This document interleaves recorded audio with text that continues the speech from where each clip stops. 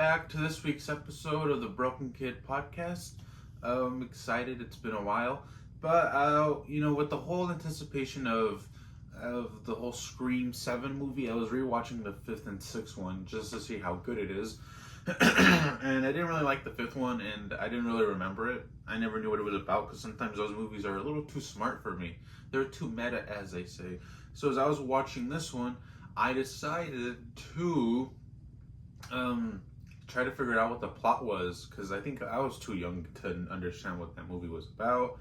And of course, that's the movie that goes on to kill Dewey. So a lot of people didn't like it just because of that. They thought that it was killing characters that were untouchable.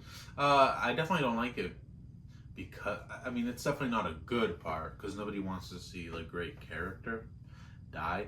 And then that girl who's the niece of Randy Meeks, she's really smart too, and she was just about right for everything.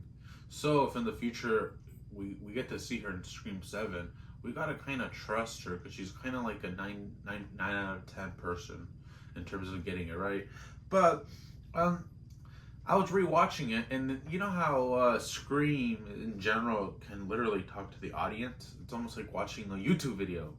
It's like watching a very direct and candid YouTube video. So I'm watching this one, the scene, and it's the scene where Randy Meek's niece is explaining who the killer is when they're all in the friend group, and that's when also David Arquette is there still alive, and essentially she goes on to say that a fan was upset because a new director came along and made a movie and it wasn't that good.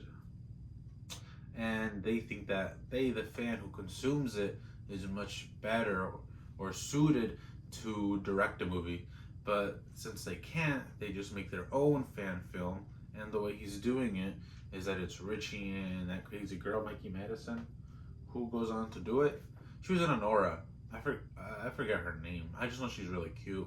And on top of that, I just thought it was funny how a bunch of nerds got angry and they decided to rebel. But usually it's the nerds who do bad things in school, right? Like the quiet kids, the ones that sit alone in the back.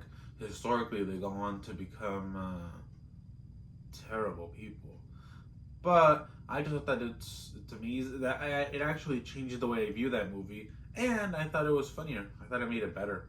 And that's pretty much it on today's episode of the Broken Kid podcast. I hope you enjoyed this movie review, and see you next time.